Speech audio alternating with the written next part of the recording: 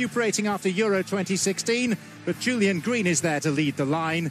As for Real Madrid, this lineup is as strong as it could be, given the injuries to Ronaldo and Benzema and the vacation of Gareth Bale. Some stellar names are on that team sheet tonight.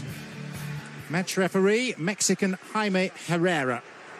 Quite a difference for him. He'll be the fourth official at DC United against Philadelphia Union this coming weekend in MLS.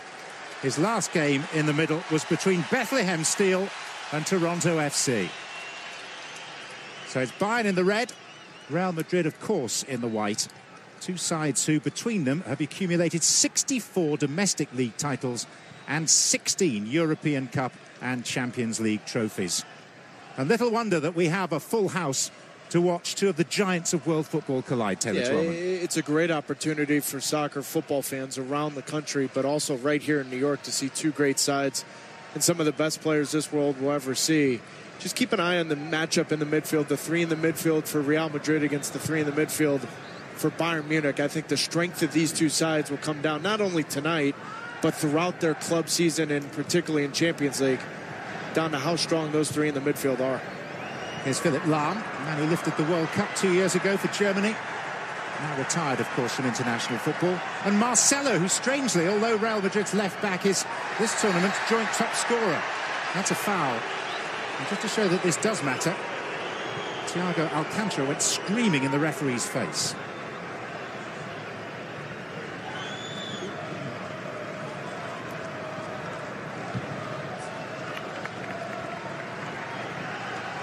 So first run out of pre-season for James.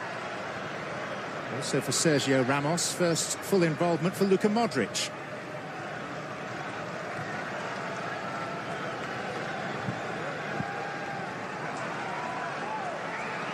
This is Sergio Ramos. Already today in this competition in Stockholm, Sweden, Barcelona have beaten Leicester City 4-2. That means that Barcelona are now the only team that can deprive Paris Saint-Germain of a second consecutive ICC trophy. Barca need to beat Liverpool by a 4-goal margin when they meet on Saturday at Wembley Stadium in London to overtake PSG and win the title. It's Feldhahn. Now Thiago.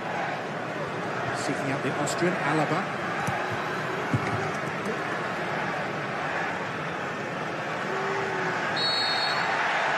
Well, and on one side, you're going to see Philipp Lahm drop into the midfield. Vidal will push a little bit higher up the field, maybe more penetrating runs, plays a second forward at times underneath Julian Green.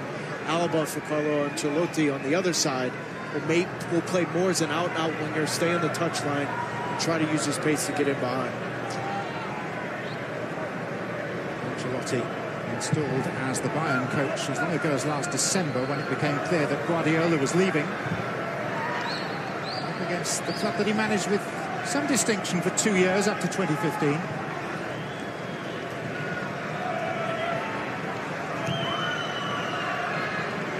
Here's Nicholas Feldhahn. So old, Taylor Twellman, that he played at 1860 Munich at the same time as you. Yeah, well, he was on the under-16, so you just outdated me. But I remember Feldhahn was on the 16s with us on the reserve team. A couple of times coming up and training with us, but let's make no mistake about it, Bayern Munich will be all about